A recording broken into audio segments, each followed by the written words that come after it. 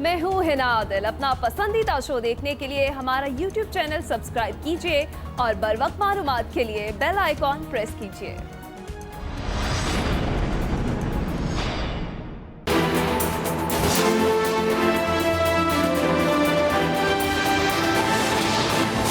Mask के इस्तेमाल को लाजमी करार दे रहे हैं। ये अब ऑप्शन नहीं है, आपकी ख्वाहिश नहीं है, ये आपको लाजमी इस्तेमाल करना चाहिए।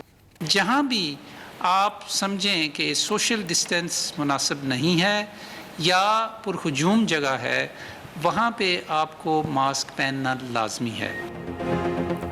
मौजूदा सूरत हाल पर मास्क का इस्तेमाल जरूरी करार दे रहे हैं। मसाजिद, बाजारों, दुकानों और पब्लिक ट्रांसपोर्ट में मास्क पहनना लाजमी होगा। मुआविन खुसूसी सेहत डॉक्टर जफर मिर्जा की इस्लामाबाद में मीडिया से गुफ्तगू। कहा, पाकिस्तान में कोरोना वबा फैल रही है, मकामी सतह पर मुंतकिली ज्यादा है, डॉक्टर्स और तिब्बी अमले का तहफ़्फ़ुज़ अव्वलीन तरजीह है। SOPs पर सख्ती से अमल दरामद की जरूरत है। कोरोना के खिलाफ दस्तयाब वसाइल से 25% कम इस्तेमाल हुआ। किसी को इजाजत नहीं कि अस्पतालों में तोड़फोड़ करें। अगले 10 दिनों में 20,000 पाकिस्तानियों को वापस वतन लाएंगे। बहुत जल्द समंदर पार पाकिस्तानियों के लिए नई पॉलिसी लाएंगे। मुआविन खुसूसी मोईद यूसुफ की मीडिया ब्रीफिंग। कहा, मुसाफिर पाकिस्तान से ले जाने में कोई खतरा नहीं, हमने गैर मुल्कियों को आने की इजाज़त नहीं दी। खाली जहाज के साथ आने वाली परवाज मुसाफिरों को ले जा सकेगी। अभी तक मुकम्मल फ़िज़ाई हदूद को नहीं खोला गया। अफगानिस्तान की दरख्वास्त पर चमन और तुर्खम बॉर्डर से ट्रक जा रहे हैं। पाकिस्तान में कोरोना वायरस बेकाबू। 24 घंटे में रिकॉर्ड 78 हलाकतें। जाँ बहक अफराद की मजमूई तादाद 1395 हो गई। एक दिन में 2429 नए केसेस रिपोर्ट। मरीजों की तादाद 66,457 हो गई। पंजाब में 24,104, खैबर पख्तूनख्वा में 9,067 और बलूचिस्तान में 4,087 केसेस। 24,131 मरीज मुकम्मल सेहतियाबी के बाद घरों को लौट गए।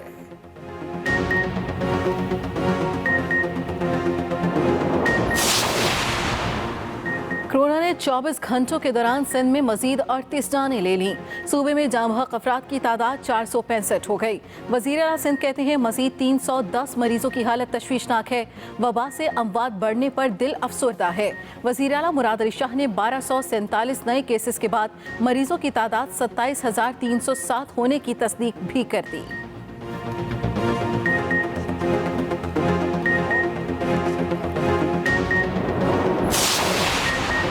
पंजाब हुकूमत की 31 मई के बाद लॉकडाउन में मजीद नरमी की तजवीज़। वज़ीर आला पंजाब की ज़ेर सदारत इजलास में लॉकडाउन से मुतल्लिक अहम फैसले। मईशत को फ़ायदा देने वाली सनती और कारोबारी सरगर्मियों को रिलीफ देने की भी तजवीज़। ज़राए पंजाब हुकूमत के मुताबिक सिफारिशात विफाक के बाद national command and operation centre को भिजवा दी।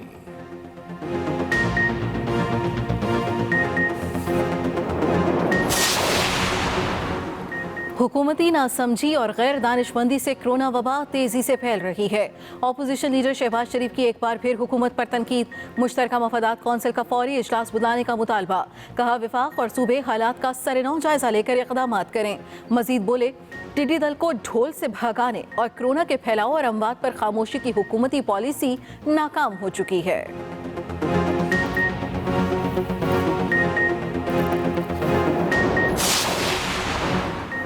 वज़ीर आज़म इमरान खान के पास शोबाए सेहत का लुक आफ्टर चार्ज है, उन्हें ओहदे से बरतरफ किया जाए। मुस्लिम लीग नून की तर्जुमान मरियम औरंगजेब की तनकीद। कहा, वजारत सेहत ठेके पे चल रही है जिसका वजीर लापता है। नालायक हुकूमत ने हर शोबे की तरह सेहत के शोबे का भी बेड़ा गर्क कर दिया। PTI रहनुमा शहबाज गिल का भी रद्द अमल। कहा, क्या टेस्टिंग सलाहियत 100 से बढ़ाकर 20,000 करने पर इमरान खान को मुस्ताफी होना चाहिए। वक्त ने साबित कर दिया कि नवाज शरीफ झूठ बोलकर लंदन भागे, करप्शन का हिसाब देना पड़ेगा। मुल्क में फिर सख्त लॉकडाउन होगा या नहीं, अहम फैसलों के लिए वज़ीर आज़म ने कौमी राब्ता कमेटी का इजलास कल तलब कर लिया। वज़राए आला और दीगर हुकाम शरीक होंगे। कोरोना के खिलाफ उठाए गए इक़दामात पर तफसीली गौर होगा। NCOC में किए गए फैसलों की तौसीक भी होगी। पंजाब हुकूमत की सिफारिशात तैयार। पंजाब में सुबह की सैर के लिए पार्क्स महदूद औकात पे खोलने की तजवीज़। हफ्ते में 3 दिन मार्केटें और बाजार बंद रखने की पॉलिसी जारी रखी जाएगी।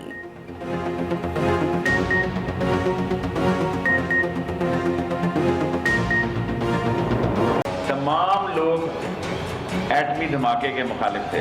पिछले 72 घंटे में पाकिस्तान की अजीम फौज ने 2 ड्रोन गिराए हैं। अगर पाकिस्तान की सरहदों में हमें ललकारा किसी ने, तो ये पाकिस्तान और हिंदुस्तान की आखिरी जंग होगी।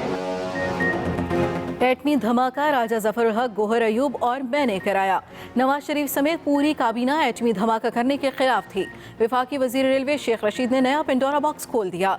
लाहौर में प्रेस कॉन्फ्रेंस के दौरान शेख रशीद ने कहा, शरीफों जरदारियों ने मुल्क को लूटा, तोशा खाने को भी नहीं बख्शा गया। वजीर आजम इमरान खान आटा और चीनी चोरों को नहीं छोड़ेंगे।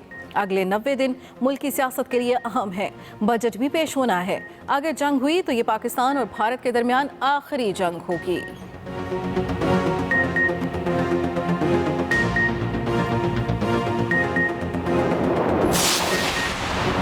मुश्किल वक्त में वफादारी बदलने वाले आज एटम बम का क्रेडिट ले रहे हैं। रहनुमा नून लीग राना सनाउल्लाह का शेख रशीद के बयान पर रद्द अमल।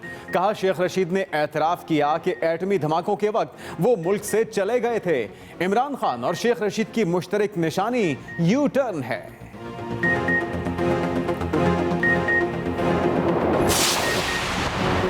चीनी रिपोर्ट में जिम्मेदारों का तयन नहीं किया गया। मुस्लिम लीग नून के सीनियर रहनुमा शाहिद खाका नवासी की रावलपिंडी में प्रेस कॉन्फ्रेंस। कहा, कमीशन का काम ये तयन करना था कि चीनी की कीमत क्यों बढ़ी। शुगर माफिया काबीना और PTI के अंदर मौजूद है।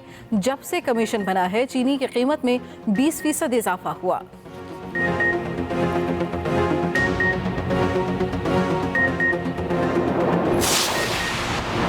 एहतसाब के मामले पर किसी का गिरेबान नहीं छोड़ेंगे। वफाकी वजीर फैसल वाडा की प्रेस कॉन्फ्रेंस। कहा, एहतसाब के लिए वजारत या सदारत कुछ भी देना पड़े देंगे। साईं सरकार अब तमाशा बंद करे और लवाहिकीन की मदद करे। सिंध हुकूमत की नाअहली के बायस जहाज हादसे के लवाहिकीन अपने प्यारों की लाशों के लिए परेशान हैं।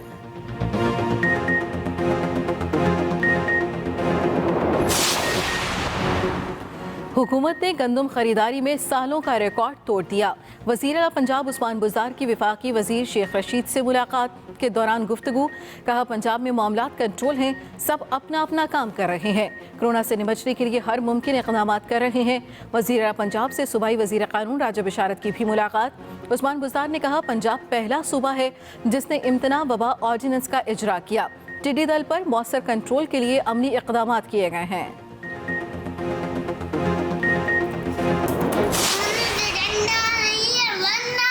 कोरोना से डरना नहीं है, लड़ना है। कोरोना से डरना नहीं, लड़ना है। कोरोना से डरना नहीं है, लड़ना है। Stay home, stay safe. Corona से डरना नहीं, लड़ना है। कोरोना वायरस से डरना नहीं है, लड़ना है। और एहतियात अपनाएं, खुद को और अपने प्यारों को कोरोना से महफूज बनाएं। कोरोना सूरत हाल में वक्त कैसे गुजार रहे हैं? फोन उठाएं, अपनी वीडियोस या तस्वीर बनाएं और 0324295183 पर हमें व्हाट्सएप करें या फेसबुक और ट्विटर पर #स्टे होम के साथ अपलोड करें। हम दिखाएंगे सबको आपकी मसरूफियात।